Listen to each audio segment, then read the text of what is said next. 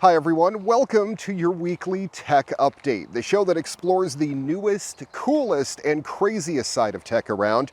I'm your host, Ray McNeil, and today we're celebrating 100 episodes by showing you where I've been living for almost 4 years now. I feel very blessed that I get to record and produce my show and send it off to the NCW Life channel to play in the Wenatchee Valley and all over north central Washington.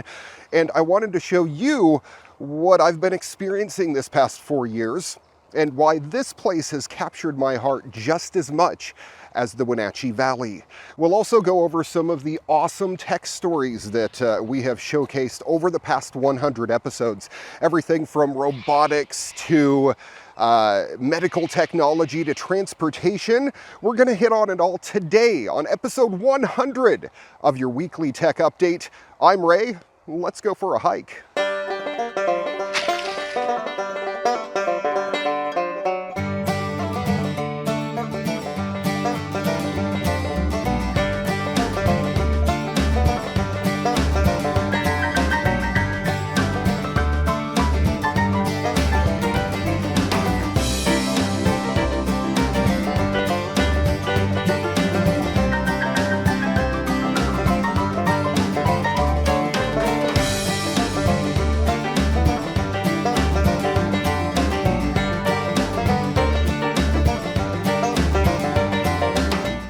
So we've come to the Koala Conservatory here on Phillip Island to show you, well, what else koalas?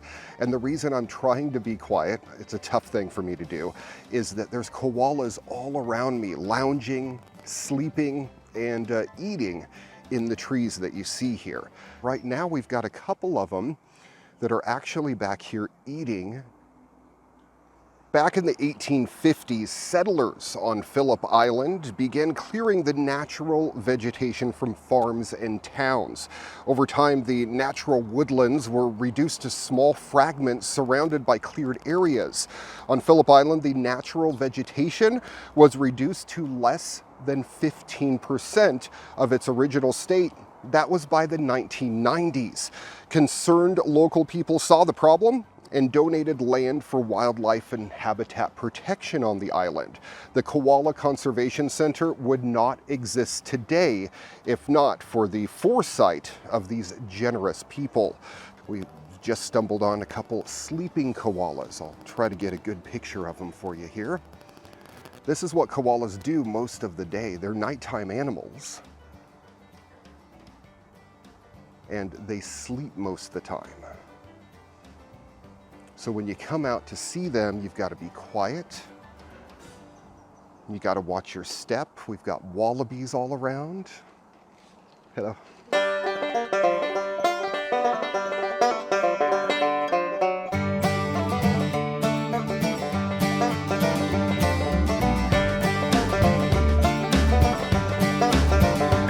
Koalas were first introduced to Phillip Island in the 1870s. No one actually knows why, but somebody did bring them here and they aren't native to the island itself.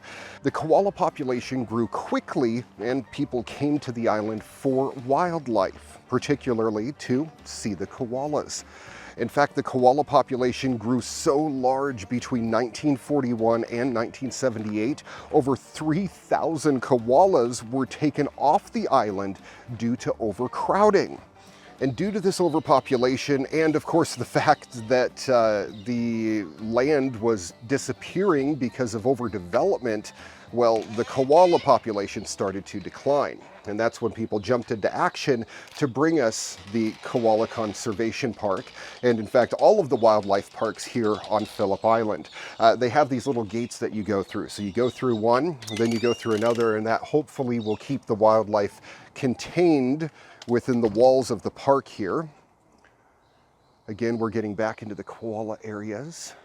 Another place I'm not going to hit on today is the Penguin Parade. And yes, it's exactly what it sounds.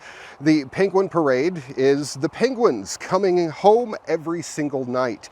Every morning they wake up, they go into the ocean, and well, they do their penguin thing.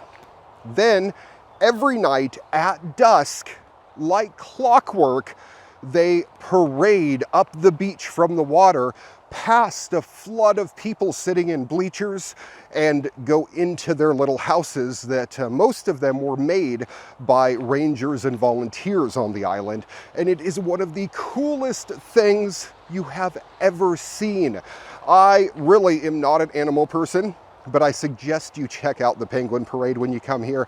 It's amazing. They're called fairy penguins, and they're tiny. They stand about 4 or 6 inches tall, some of them as tall as 8 inches.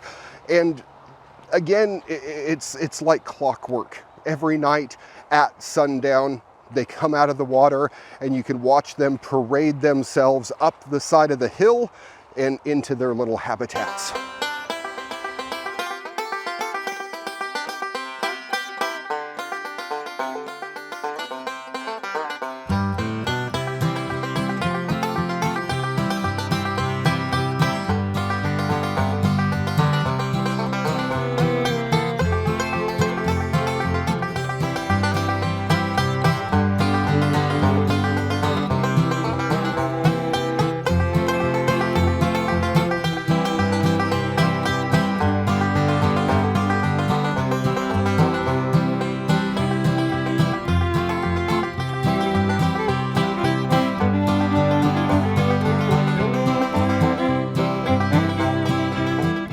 We're here to talk about technology, and my favorite subject by far is transportation technology.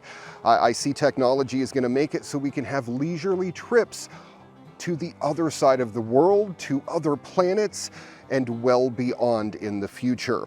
But starting at home, I'm really waiting for these flying cars to come out. We've been waiting since the 50s or 60s for these things, since we were actually able to build them. But I think what's happened is nobody's going to let the entire populace of the world fly around in their own flying cars. So I think it's been held up till we have computers that are strong enough and smart enough to autonomously drive these cars for us, enabling us to hop in, set a destination, and go. I am really looking forward to it. In addition to that, we've had SpaceX that's been working a lot on rocket technology to send us to the moon, to send us to Mars. I mean, they put a car in space, and they want to create these short hop shuttles that will shuttle us from one side of the world to the other in 30 to 45 minutes. I cannot wait. These are just some of the stories that we've hit on over the past 100 episodes here on your weekly tech update. The ZH2 is a modified version of the Colorado with a specifically reinforced frame designed for all-terrain use. The car's engine compartment has also been modified to accommodate its hydrogen fuel cell-based powertrain, which GM says offers unique advantages for the military. It's the first model from Next EV's new brand, Neo. Dubbed the world's fastest electric car, it can go from 0 to 200 km per hour in 7.1 seconds. Panther SUAS air-ground robot. It can both fly and then drive up to your door.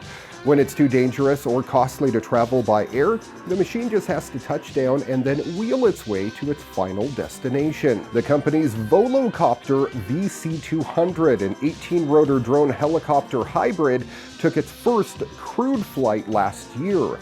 Now, Evolo revealed its first production model, the 2X. Lilium has successfully tested its all-electric vertical takeoff and landing jet for the first time. The basic concept of a VTOL is that it has the benefits of a helicopter in terms of taking off and landing without requiring a huge runway and hovering in one place, but once airborne, it can still achieve the higher top speeds of a fixed-wing craft like a jet. Richard Branson is poised to revive powered test flights as the billionaire entrepreneur targets his first journey into space by the middle of next year. Following the completion of a series of glide-only flights, powered tests are set to take place every 3 weeks, with the aim of extending them into space by November or December. After his own flight, full commercial passenger operations should start by the end of 2018. City Airbus is described as a battery-powered air vehicle that's able to vertically take off and land.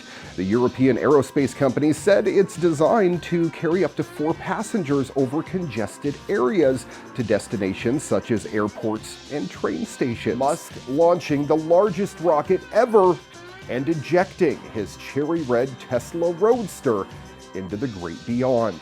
On launch day, you were able to watch a live stream of the launch and subsequent action in the car and of the 2 boosters that managed to land upright in tandem. Apparently, the center stage ran out of fuel on its way down to a barge and crashed into the water, but still, 2 out of 3 ain't bad.